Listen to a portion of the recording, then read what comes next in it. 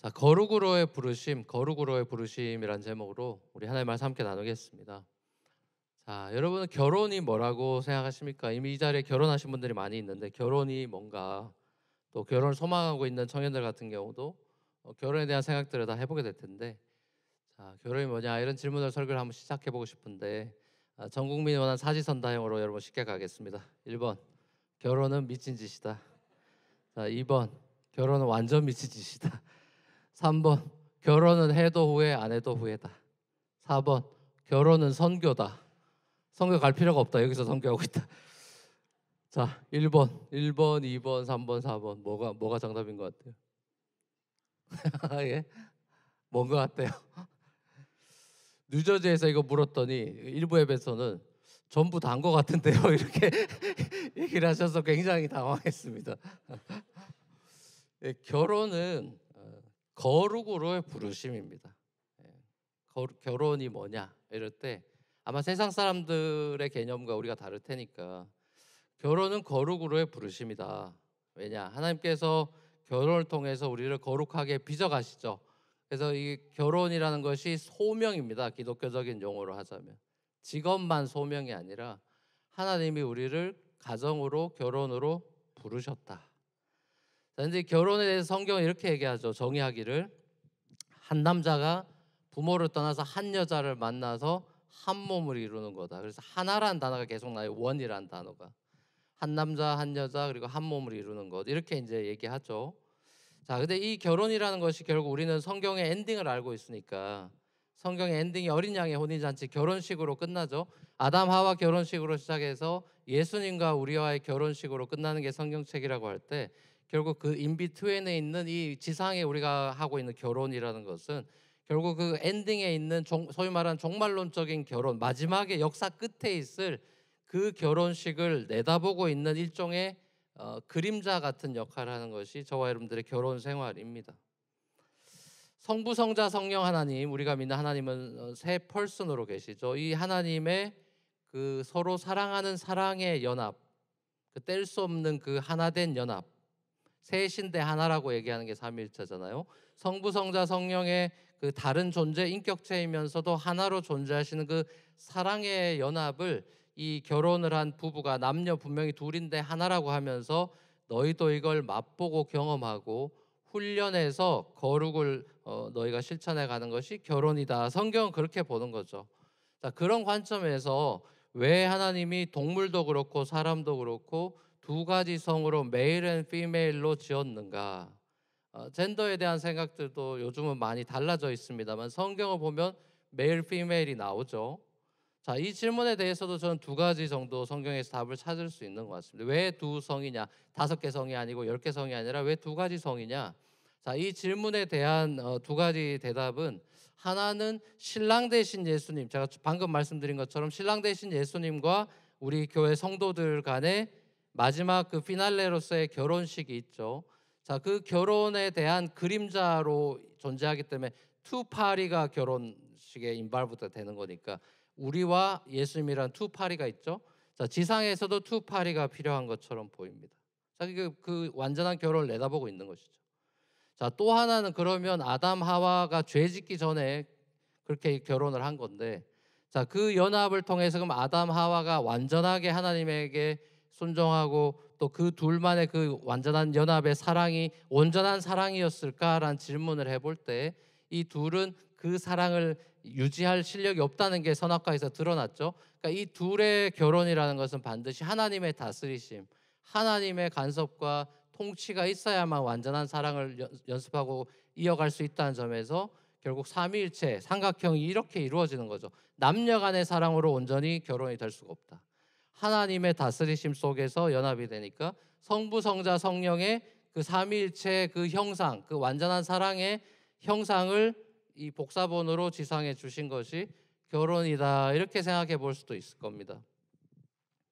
자, 레위기설 우리가 이제 시작했는데, 시작과 동시에 이게 레위기 마지막 설교가 됩니다.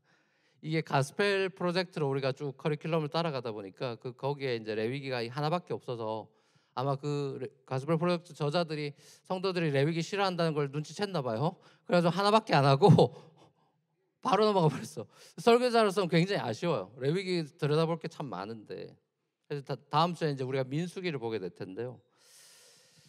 자, 왜 그럼 제가 결혼 이야기로 이 레위기를 연결시키죠? 여러분 생각에 레위기 딱딱하고 재미없고 지루하고 성경 통독의 최대 걸림돌인 책이고 뭐 이렇게 다 알려져 있는데 사실은 그게 다 오해고 굉장히 레위기는 중요한 책이에요. 왜냐하면 우리가 출애굽기를 봤었죠. 출애굽기가 하나님과 이스라엘 사이에 거룩한 그 언약식을 맺는, 우리로 치면 결혼하는 결혼식, 시내산에서 언약식 결혼식을 하는 걸 봤다면 이 레위기는 거기에서 이 레위기도 컨텍스트는 시내산입니다.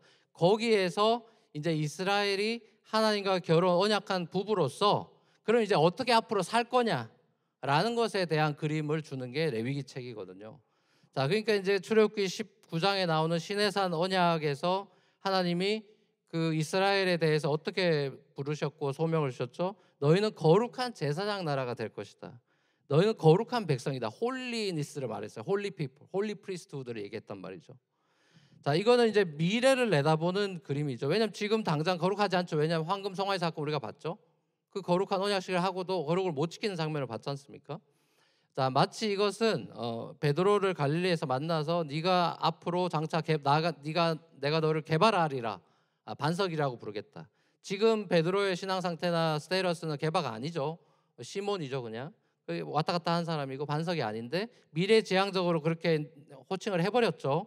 자, 그것처럼 이스라엘이 그렇게 될 거야라고 이제 미래형으로 그렇게 해놓은 건데, 자, 출애굽이라는 것은 이 애굽을 빠져나오는 게 목적이 아니라 사실 가나안을 들어가는 게 목적이죠. 그러니까 미래지향적입니다. 그러니까 레위기라는 책도 이 이스라엘 광야 공동체가 어떻게 예배해야 되고 제사해야 되냐 요거에 포커스가 아니라, 그것도 물론 1차적인 의미지만, 자, 그 모든 수많은 법과 율법들, 제사법들 이런 것들이 다 그럼 어떻게 신약에게 이게 적용되고 해석될 수 있느냐? 하나님은 미래를 본단 말이죠. 이 거룩이라는 것이 과연 앞으로는 어떻게 펼쳐지는 것이냐. 우린 거기에 관점을 가지고 레위기서를 들여다봐야 되는 것이죠. 이거 옛날 거니까 다 필요 없어. 그럼 성경이 필요가 없는 거죠. 필요하니까 놔둔 거잖아요. 자, 그러면 여러분, 거룩이라는 게 도대체 뭐냐? 하나님에게 이 거룩이라는 게 뭘까? 이런 질문을 우리가 이제 해봐야 돼요. 왜냐하면 레위기 전체 주제는 거룩이기 때문에. 자, 그러면 이 거룩, 여러분이 아마 거룩 이러면 제일 많이 들었고 또 생각해보고 이런 것들이 제일 많이 들은 건 아마 이걸 거예요. 예수 믿는 사람은 예수 안 믿는 사람들하고 달라야 된다. 구별돼야 된다. 그게 거룩이야. 이렇게 아마 여러분들이 많이 들었을 거예요. 물론 맞는 말이긴 한데 그게 온전한 해석은 아닌 것 같습니다. 그러니까 거룩이라고 하는 것이 세상 사람들보다 크리스찬들이 좀 더 착하게 살고, 좀 더 트래픽 라이트 잘 지키고, 거짓말도 좀 덜하고, 뭐 이런 도덕적인 것으로 그 거룩을 만약 갖다 대면 그거 굉장히 이상한 겁니다. 그런 개념하고 거룩이 이렇게 어울리진 않아요. 뭐 그런 게 아예 없진 않지만 그런 건 굉장히 표피적인 얘기를 본질에 가까운 얘기는 아닙니다. 거룩이라고 할 때 그러면 성경이 이야기하는 본질적인 얘기는 뭐냐? 그러니까 거룩이란 좀 단어가 어려우니까 이게 우리가 일상에서 쓰는 말로 좀 리플레이스 할 수 있는 그 시노님이 뭐냐라고 했을 때는 아마도 제 생각에는 완전하다라는 단어일 것 같아요. 완전하다. 이게 의미적으로 제일 가까워요. 그러니까 영어로는 홀리니스 할 때 wholeness, whole food 할 때 whole ness, 그러니까 whole, 한 덩어리. 그러니까 다시 말하면 거룩이라는 것은 죄가 없는 완전한 상태, 이게 성경 전반적으로 걸쳐서 거룩에 대한 개념일 텐데, 그러니까 죄가 아예 0.001%도 없고 흠도 아예 0.000%도 없는 그 완전한 상태가 거룩인데, 자, 그래서 이제 레위기 보면 제사에 나오는 모든 제물들의 특징이 뭐죠? 모든 뭐 집비둘기든 산비둘기든 뭐 수송아지든 암송아지든 다 똑같은 조건은 뭐냐면 흠이 없어야 된다는 거예요. 자, 그게 이제 계속해서 반복적으로 나오는 거거든요. 자, 그렇다면 죄가 아예 없다는 것, 이게 여러분 상상이 됩니까? 죄가 아예 없는 공간, 죄가 아예 없는 나의 삶의 시간들, 죄가 아예 없는 그런 교회, 죄가 아예 없는 어떤 세상, 자, 이런 게 여러분들이 상상이 돼요? 아니면 경험해 본 적이 있어요? 자, 오늘 본문에도 나오는 이제 번제로부터 출발해 가지고 1장, 2장, 3장, 4장 쭉 가면 이제 번제, 소제, 화목제, 속죄제, 속건제 이런 식으로 소위 말하는 5대 제사가 나오죠. 자, 거기에 이제 계속 반복되고 강조되는 것이 뭐냐면은 이 희생 제물, 애니멀 세크리파이스의 블러드가 이제 되게 블러디한 씬들입니다. 제사장이 죽이거나 본인이 와서 죽이거나 이러죠. 그래서 막 피 철철 나는 씬이죠. 자, 그러면 희생 제물의 피가 왜 이렇게 많이 나오냐? 결국 피라는 것은 죽음이죠. 죽음. 죽었다라는 데 핵심 포인트가 있는데 피가 중요한 게 아니라 죽었다는 거거든요. 자, 결국 죄인이 죽어야 되는데 동물이 죽었다. 우리가 흔히 말하는 대속이라고 이야기하는, 그죠? 대신 죽었다. substitution이죠. 그래서 이제 대속이라는 거는 우리가 이제 십자가 사건을 얘기할 때 많이 쓰는 거잖아요. 내가 죽어야 되는데 예수님 죽었다. substitutionary atonement에 대한 그림이죠. 예수님이 희생 제물이 돼서 우리 대신 십자가에서 흘리신 이 십자가 대속을 이미 레위기에서 보여주고 아주 비비드하게 보여주고 있죠. 예수님이 십자가에서 자기 살이 다 찢어지고 죽으셨죠. 자, 이게 이제 신약의 렌즈로 본다면 결국에는 구약의 렌즈로 보면 예수님이 십자가에서 번제를 드린 셈이다. 통째로 드리는 게 번제니까. 통째로 자기 자신을 드린 번제물이 되셨죠. 자기 자신을 불태워서 하나님께 향기로운 제물이 됐다. 자, 이건 이제 에베소서 5장 뒤에 제가 인용할 구절에 나옵니다. 예수님이 십자가에서 자기 자신을 번제로 하나님께 세크리파이스해서 번제물로 하나님의 향기로운 제물이 됐다. 자, 그리고 이거는 이 사건으로 인해서 히브리서에는 이걸 0단번에 드렸고 제사를 다 컴플릿했다고 돼 있죠. 완성했다. 그래서 우린 더 이상 번제 안 드리고 지금 예배를 드리고 있는 거죠. 예수님이 그 일을 안 했으면 우리도 번제 드리면서 지금 예배 드려야 되는 거죠. 완전히 바뀌어 버렸죠. 이스라엘 백성들에게 하나님께서 율법을 주시고 제사 제도 이렇게 해라 저렇게 해라 굉장히 디테일하게 주시는 것, 이런 레위기를 읽으면 이 거룩이라는 홀리니스라는 게 하나님에게는 이게 정말 정말 시리어스한 비즈니스구나라는 걸 우리가 눈치챌 수 있을 거예요. 아, 이게 지루한 책이다가 아니라 우리가 레위기를 읽으면서 가져야 되는 가장 강력한 임프레션은 하나님에게 거룩이라는 것은 정말 정말 내가 상상하는 것보다 훨씬 더 무엇을 상상하든 그 이상으로 하나님은 거룩에 대해서 시리어스하게 생각하시는구나.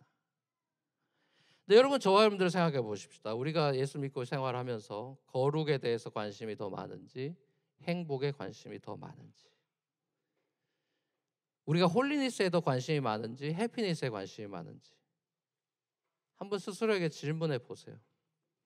우리의 삶이라는 것은 온통 나를 어떻게 하면 행복하게 할까, 만족시킬까를 우리가 고민합니다.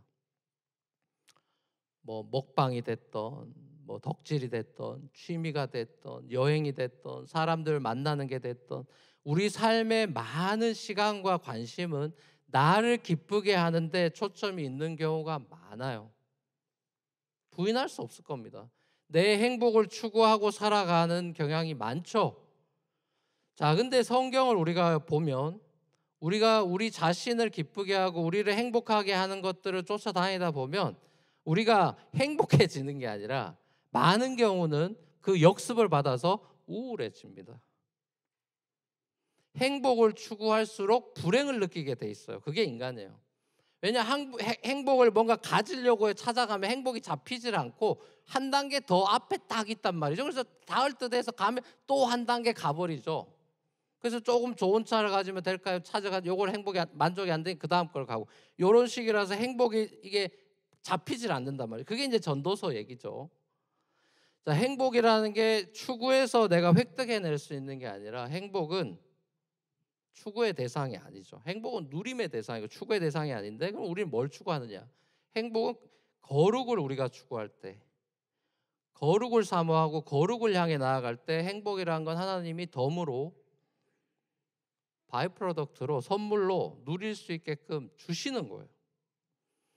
여러분, 근데 우리가 이제 어리석게도 행복을 자꾸 추구하고 이러다 보면 이제 엉뚱한 짓을 하게 돼 있고, 그래서 소위 이제 죄를 짓게 돼 있는 경우가 많아. 돈 더 벌려고 하다가 속이고 어쩌고 하고, 이제 텍스 보고 속이고 어쩌고 저쩌고 하면 자기 좋은 대로 하려다가 사람은 다 잔머리를 굴려서 결국 이 죄를 짓게 돼 있는데, 자, 그럼 죄를 지을 때 많은 경우 사람은 또 기분이 좋을 때가 많아요. 죄를 지을 때 내가 나에게 나를 만족시키고 기쁘게 하는 것들이 많단 말이죠. 죄는 우리에게 재미를 줍니다. 인스턴한 어떤 그런 행복감을 줘요. 결혼한 사람을 예를 들면 결혼한 사람이 불륜을 저지르는 사람들이 한국에 많다 그러죠. 이민 사회는 먹고 살기 힘드니까 그런 적은 것 같아서 오히려 이 환경이 좋은 것 같아요. 저는 한국 사람들 자기 세상에서 뭐 다 잘 나가는 것처럼 까부니까 이제 그런 불륜도 하고 이러는 건데, 자 그런 사람들 보십시오. 그게 왜 불륜을 우리가 보면서 불륜 저거 왜 하나 싶죠. 그게 재밌으니까 하는 거예요. 재미없는데 하겠어요? 제가 해본 사람처럼 이렇게 얘기하니까 이상한데 TV 보면 재밌어 보여. 굉장히 스릴 넘치고 황당합니다. 그죠? 그게 나를 기쁘게 해주고 만족을 시켜주니까 할 거 아니에요. 그리고 제가 그 TV 프로에서 또 사이코패스 이런 거 이제 왜 저러나 하면서 그 탐사하고 이런 그 프로를 보니까, 다큐멘터리 같은 걸 보니까 사이코패스는 사람을 죽일 때 쾌감을 엄청 느끼고 그게 너무너무 기쁘고 좋다는 거예요. 와, 너무 충격을 먹었어요. 그게 재밌고 좋기 때문에 사람 죽이러 돌아다닌다는 거예요. 와, 진짜 너무 정말 기가 막히죠. 그건 이제 익스트림한 케이스라면, 아무튼 죄라는 것이 우리에게 인스턴트한 기쁨을 주는 것이죠. 그러니까 우리가 죄인이라는 거는 뭐 도덕적으로 거짓말하고 이런 게 아니라 우리가 나를 기쁘게 하는데 올인돼 있고 내 생각만 하고 나를 많이 생각하고 나를 어떻게 하면 기쁘게 하고 행복하게 할까 온통 관심이 거기에 있는 것을 말하는 거예요. 그게 죄예요. 그게 자기중심성이라고 self-centeredness라는 것이죠. 그게 죄의 본질이죠. 왜요? 하나님을 마음의 중심에 두는 것을 싫어하게 됐다. 로마서 1장에 나오죠. 사람들이 하나님을 자기 마음의 중심으로 두는 걸 싫어하게 됐다. 자, 그렇게 된 인생의 실존은 이 자기중심성의 죄에서 엑소더스가 안 됩니다. 해방이 안 되는 거예요. 자기중심성, 셀프-센터니스에서 이게 해방이 안 돼. 왜? 하나님이 중심이 아니라 내가 내 삶의 중심이 돼 있어서 이게 여기서부터 모든 악독한 것들이 나오기 때문에 해결이 안 되는 거예요. 자, 오늘 우리가 이제 번제를 봤습니다. 번제로부터 시작되는 구약의 5대 제사가 결국엔 이 인간의 뿌리 깊은 죄의 본성, 이 문제를 어떻게 해결할 거냐라는 이슈예요. 하나님 편에서는. 이 문제를 해결하는 임시 방편이 sacrificial 시스템인 거죠. 자, 근데 제사로는 인간의 뿌리 깊은 이 자기중심성의 죄가 완전히 해결이 됩니까? 안 됩니까? 제사 드리면 돌아가서 제대로 살아갑니까? 안 살아갑니까? 우리 구약을 보면 다 알죠. 제대로 못 살아가죠. 그게 성경의 증언이고 익스피리언스죠. 자, 그래서 하나님이 이 죄의 문제를 완전히 해결하고 거룩한 사람과 세상을 만들기 위해서 어떤 조치를 취합니까? 이건 템포러리한 거고 영원한 해결책으로 오신 것이 예수 그리스도 사건이죠. 예수님만이 죄를 뿌리 뽑을 수 있고 죄를 치유하실 수 있고 죄를 없애실 수 있는 유일한 분이다. 이게 이제 성경의 중요한 주장이죠. 왜요? 예수님이 어떤 분이길래요? 자, 예수님은 아예 죄가 0.001도 없는 말 그대로 거룩한 분이죠. 이사야서로 치면 홀리원이죠. 자, 홀리원이에요. 홀리원.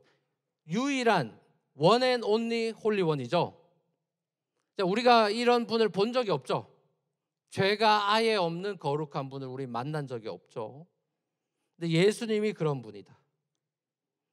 거룩한 사람의 모습이 뭔지를 이 땅에 와서 몸소 보여줬죠. 우리를 그냥 죄에서 건져내는 정도가 아니라 그럼 그 건져내고 엑소더스하고는 우리가 어떻게 살아야 되는지를 보여줬죠. 예수님 우리가 복음서에서 봅니다. 그분의 삶을. 우리가 아이위트니스는 못했지만 우리가 성경을 통해서 봅니다.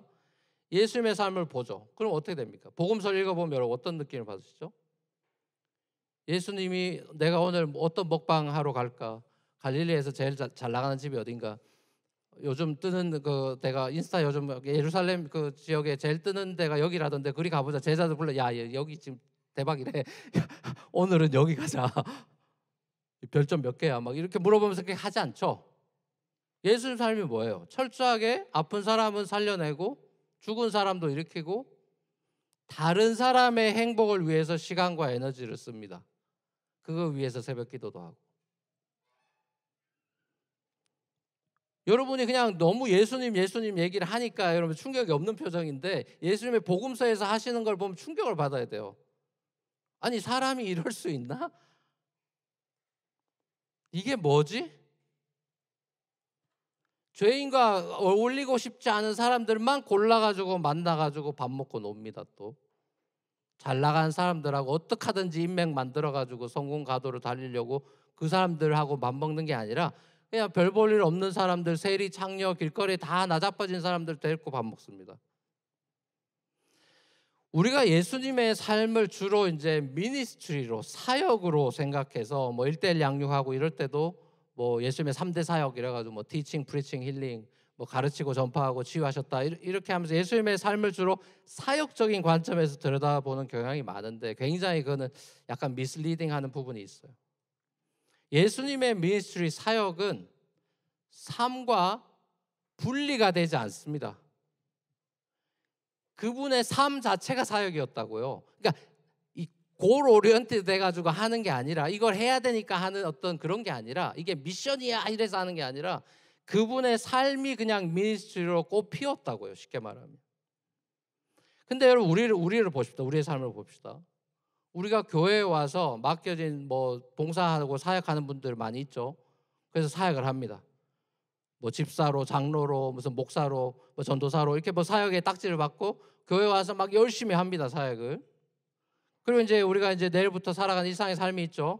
삶의 자리로 가서 이제 그 딱지 떼고 다른 인간으로 살아갑니다. 분명히 교회에서 봤던 그 사람인데 직장에서 봤더니 다른 인간이 되어 있어요. 모드 체인지가 뭐 완벽하게 이루어지는 거죠. 그래서 교회에서 열심히 사역하는 장로님인데 회사 가서 직원들한테 막 소리 지르면서 너 이따위밖에 못하냐 이러고 이렇게 되는 거죠. 자, 그래서 이제 청년들이 그 교회 다니는 크리스찬들이 막 저분 장로라는데 왜 저러지 막 이러면서 이제 막 시험에 들고 막 이러는 거죠. 그러니까 우리는 사역과 삶이 너무 분리되어 있는 거죠. 일상에 가서는 자기 생각만 하면서 사는 거죠. 여기 와서 1시간 꼴랑 하나님 생각하고 이제 내일부터는 다 자기를 위해 살아가는 거죠. 내 직장, 내 커리어, 내 가정, 내 취미, 내 여가, 내 건강, 내 통장 잔고, 내 노후 늘 자기 생각으로 가득 차 있는 거죠. 근데도 사람이 죄인이 아니라고요. 자기가 죄인이 아니다 이렇게 담대하게 선포하는 사람들은 하나님의 거룩에 대해서 1도 모르는 것이고 예수 십자가 사건에 대해서 1도 모르기 때문에 그런 얘기를 하는 거예요. 무지함이죠. 최고의 죄는 무지예요. 눈에 감각이 방탕한 자가 눈에 감각이 없어졌다. 에베소서에 나오듯이. 여러분 설교 초반에 제가 이 결혼이 거룩으로의 부르심이다 이렇게 말씀드렸는데 여러분 결혼을 통해서 우리가 뭘 깨닫게 됩니까? 사실 결혼이 뭐구나 이거는 살아도 새롭게 다가오게 돼 있습니다.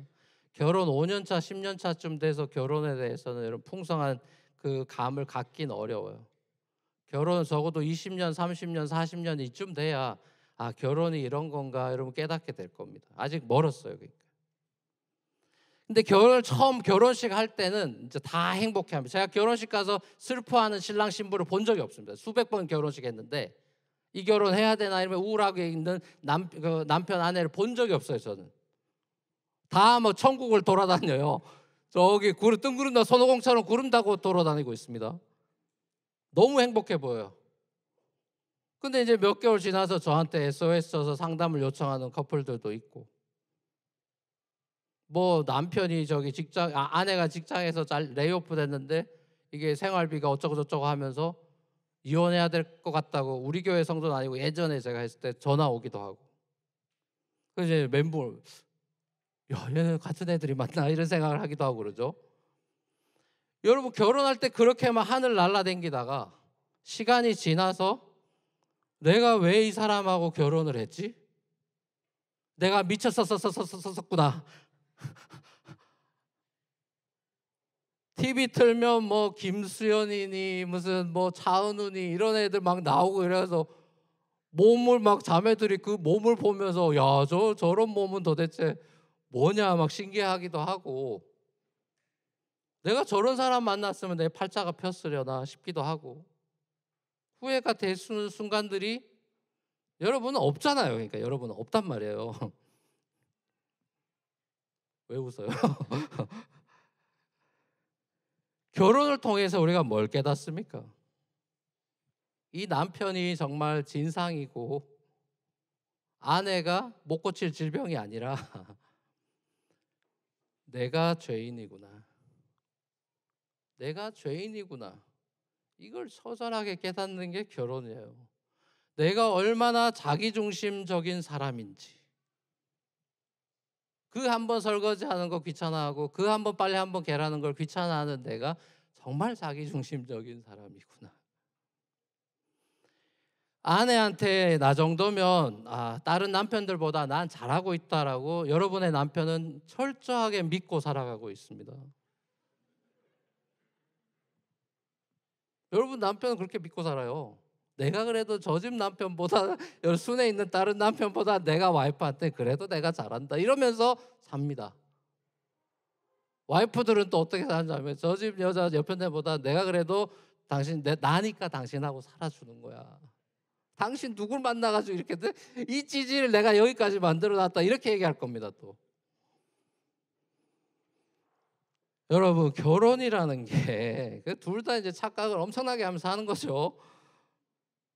하나님이 이 수많은 사람들 중에 딱 보고 이 남자애 얘 괜찮네 그러고 얘 딱 부르고 얘 여자애들 중에 얘 괜찮네 딱 불러가지고 너희 둘이 커플이 되면 되게 좋겠다. 그래서 하나님이 부르셨을까요? 우린 그렇게 착각한단 말이에요. 남자 중에 제일 괜찮은 애 뽑았고 여자 중에 제일 괜찮은 애 뽑아가지고 결혼시켰다고 생각한단 말이에요. 그렇지 않습니다, 여러분. 괜찮지 않은 모세를 괜찮게 만드는 게 하나님의 성화예요.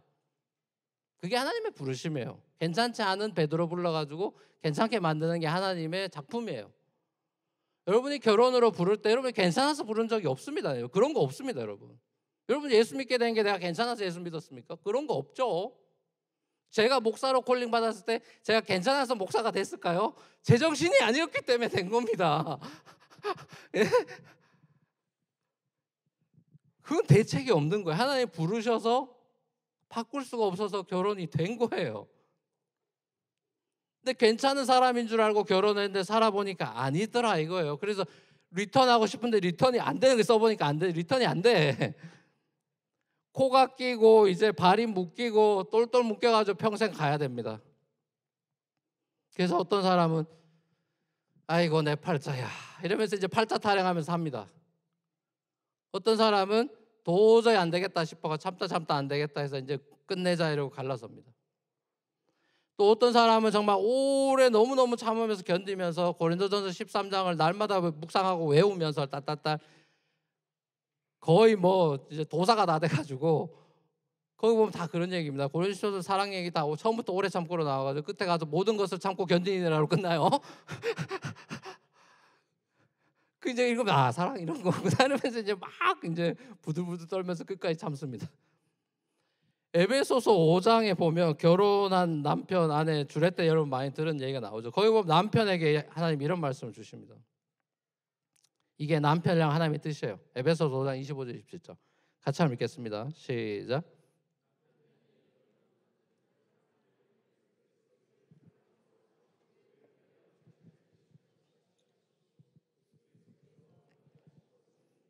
불로 씻고 말씀으로 깨끗하게 하여서 거룩하게 하시려는 것입니다.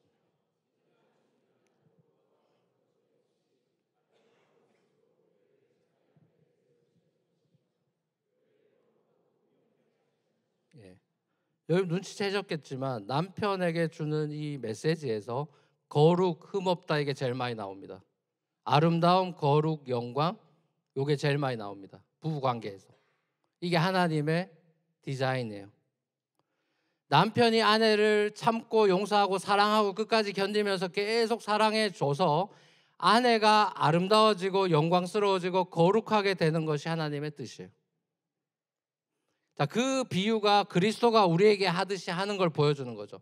우리가 진상을 부려도 예수님이 계속 받아주고 참아주고 계속 우리를 사랑해줘서 자기 자신을 십자가에서까지 희생제물로 내어줘서 우리를 거룩하고 흠이 없게 하시는 그 다이내믹스를 남편이 아내에게 해야 된다라고 기대하고 있습니다. 이게 하나님이 부부에 대한 하나님의 기대예요. 자, 그러니까 이걸 보면 하나님이 생각하시는 거룩이라는 것은 어떤 시스템으로 이루어지는 것이냐, 이 거룩이 도대체 어떻게 가능한 거냐. 예, 성경 구약과 신약은 우리에게 증언하는 것입니다. 이 거룩은 사랑으로만 가능하다. 이게 성경의 핵심 메시지예요. 사랑으로만 가능하다. 사람이 거룩해지는 길은 수천 번 제사, 수만 번 40일 작정기도 이런 걸로 되는 게 아니라 매일의 사랑으로 사랑을 연습하는 것으로만 가능하다. 자, 근데 그 사랑의 실체가 뭐냐 이거예요. 우리가 아는 그 사랑이 아니죠. 사랑의 실체는 하나님께로부터 흘러나오는 게 사랑이죠. 그렇죠? 자, 그러면 하나님께서 우리가 거룩한 분이라고 이야기합니다. 자, 이것도 인간의 관점에서 얘기할 때가 많아요. 그러니까 하나님이 거룩하다고 할 때는 우리가 죄의 개념이 있다 보니까 이제 거룩이라는 얘기도 하는데, 그럼 하나님에겐 죄가 없잖아요. 죄가 없는 상태에서 하나님이 거룩하다는 건 어떤 얘기겠습니까?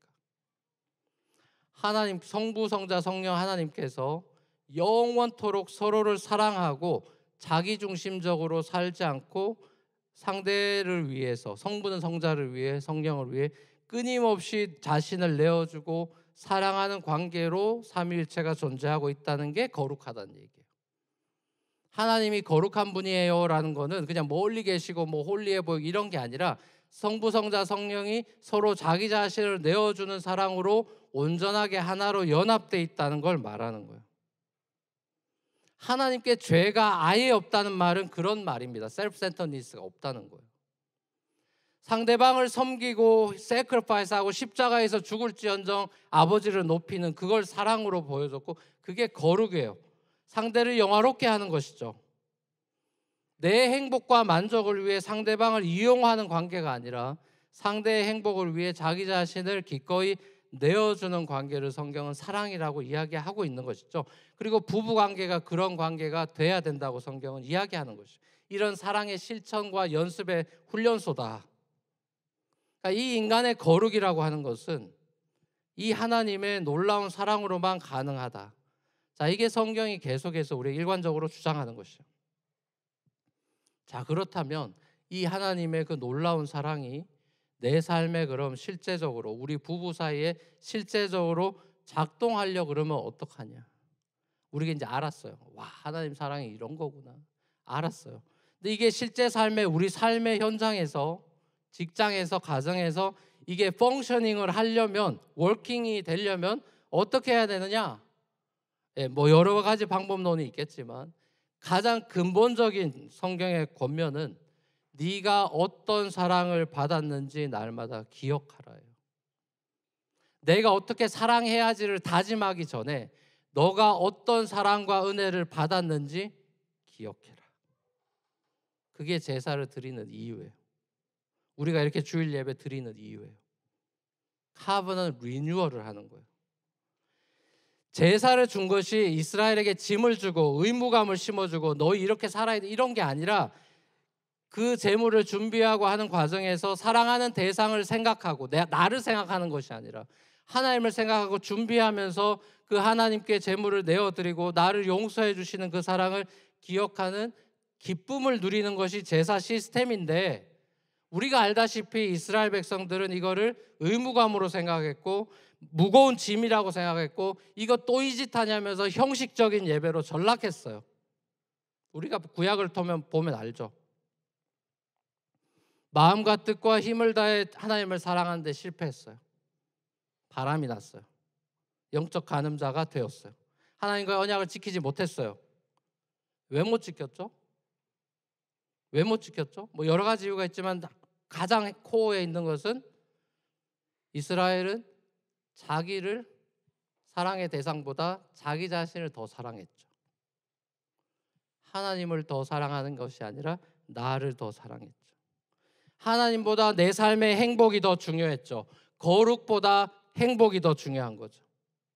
거룩한 제사장 나라가 되는데 관심이 별로 없고 내가 잘 먹고 잘 사는데 온통 관심이 있었죠. 그래서 탐욕을 부리고 어쩌고 저쩌고 하다가 바벨론도 끌려가고 비참한 나라가 돼버렸죠.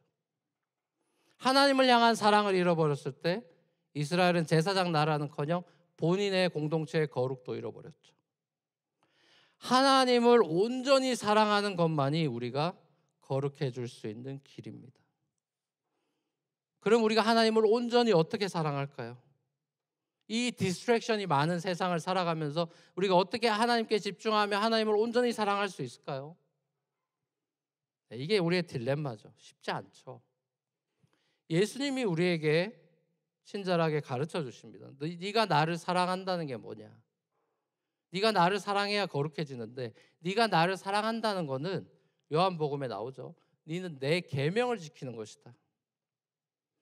내 계명을 지킨다는 게 네가 나를 사랑하니까, 그러니까 순종하는 것이 사랑이다, 이렇게 가르쳐 줬죠. 자, 그럼 그 순종이라는 게 뭘 그럼 지키라는 겁니까 했을 때 뭐 세 계명을 줬죠. 뭐죠? 서로 사랑해라, 이렇게 됐죠. 내가 주님을 사랑해서 거룩해지고 싶어요라고 했을 때 세 계명을 주면서 서로 사랑해, 그러면 돼, 이렇게 얘기하셨죠. 자, 이게 에베소서 5장, 아까 부부 그 패시지를 봤던 거기 시작하는 인트로덕션의 사도 바울의 권면입니다. 에베소서 5장 2절 말씀이죠. 같이 한번 읽어보겠습니다. 시작. 그리스도께서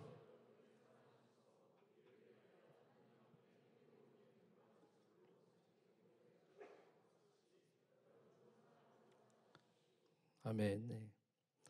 이것도 번제를 연상시키는 구절이죠.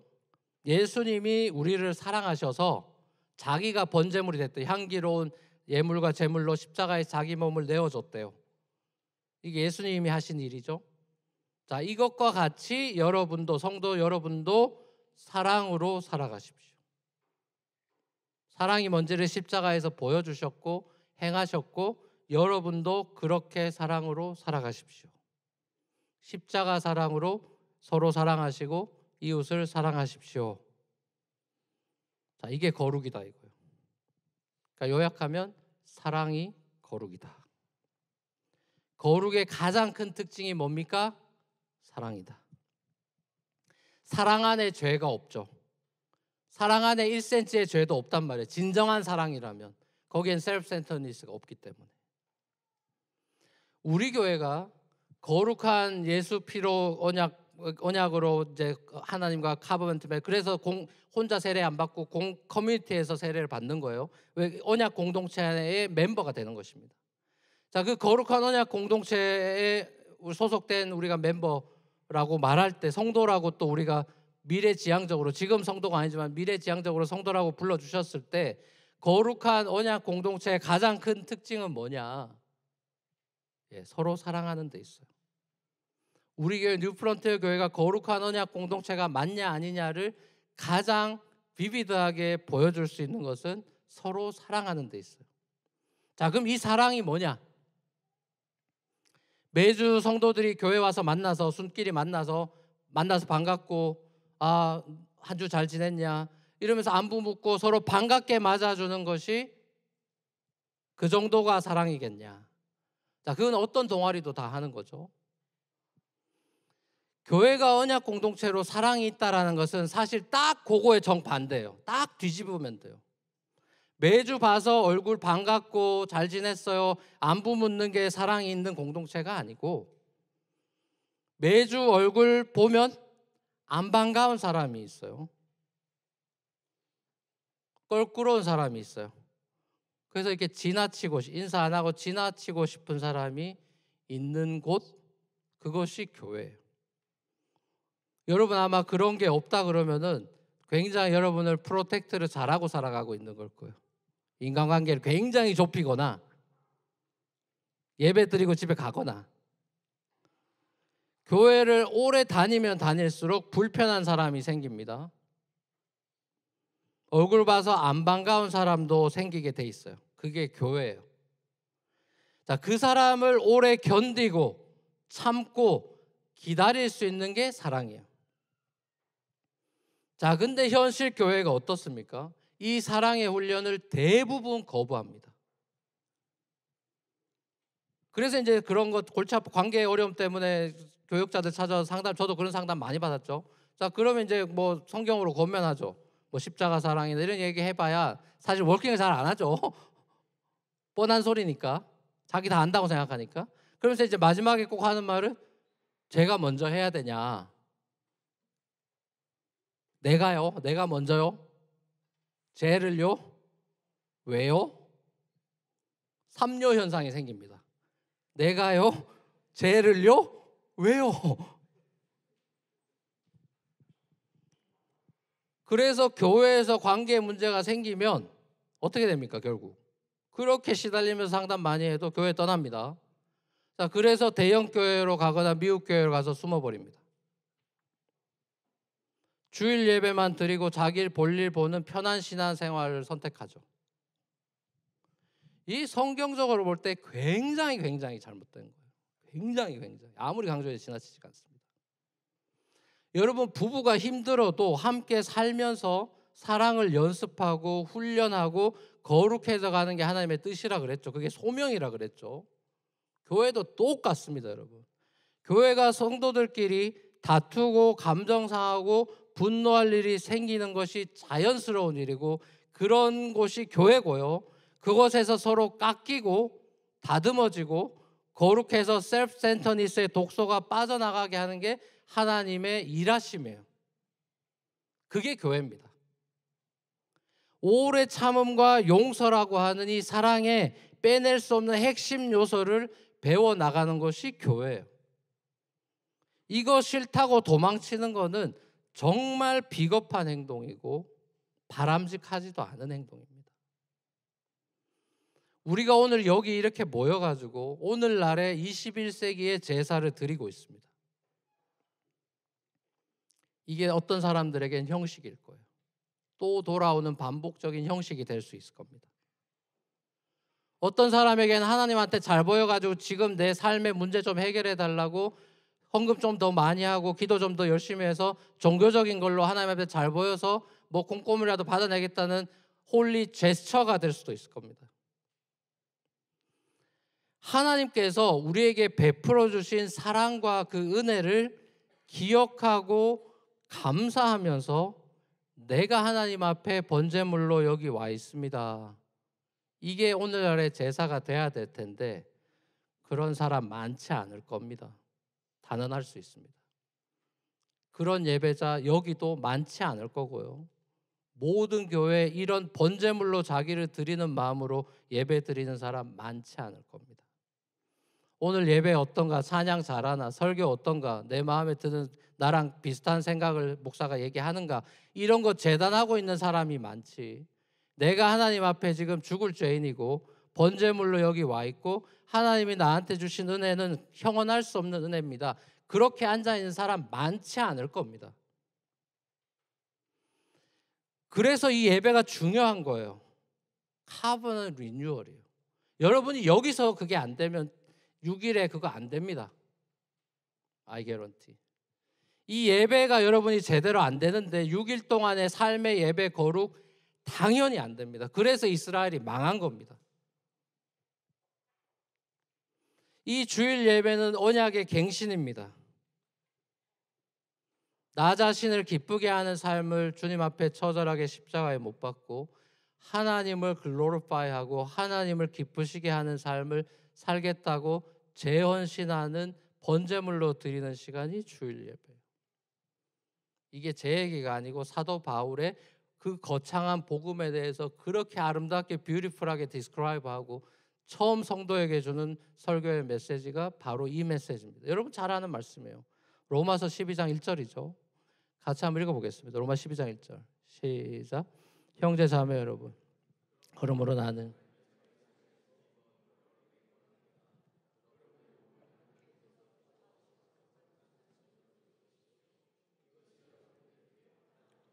복음 예배 얘기하고 바울이 제일 먼저 강조한 것은 예배입니다.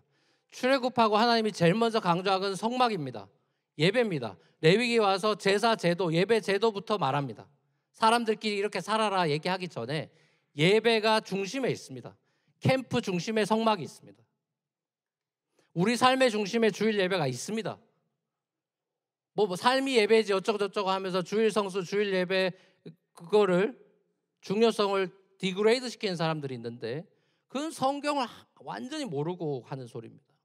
뭐 이제 안식일 다 완성했으니까 매일이 주일이지 뭐 어쩌고저쩌고 이런 사람들이 있는데 그거는 이 성경 진짜 예배가 뭔지를 모르고 하는 소리예요. 뭐 삶이 기도죠 어쩌고 이런 사람 치고 시간 정해놓고 기도한 사람이 없습니다, 여러분. 기도는 시간이 있어야 되는 것이고요. 걸어다니면서도 물론 하지만 하나님과 독대한 시간이 있어야 되는 것이 정상이에요. 이 예배를 통해서 하나님을 만나는 것이 중심이 되고 그래야 삶에서 거룩이 이루어질 수 있습니다. 삶의 예배 어쩌고 저쩌고 하기 전에 주어진 예배부터 우리가 하나님 앞에 제물로 나와야 됩니다. 고린도전서 13장에서 뭐라 그럽니까? 사랑은 자기 몸을 불사르게 내어주는 것 아니다. 사랑은 천사의 말로 종교적인 말로 기도 잘하는 거 아니다. 대표 기도 잘하는 거 아니다. 사랑은 사역 잘하는 거 아니다. 사랑은 오래 참고다.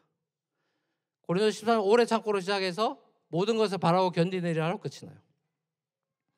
사랑은 하루 더 참아내고 하루 더 이 지루한 일상을 견뎌내고 별 볼 일 없는 내 삶을 계속 견디고 그 가운데도 소자에게 냉수 한 그릇 줄 수 있고 무례히 행하지 않고 이런 것들이 사랑이에요. 순에서 나랑 너무 안 맞는 사람 인상 찌푸리지 않고 받아내는 것이 사랑의 실력입니다. 그건 위선이 아니에요. 그것은 실력이에요.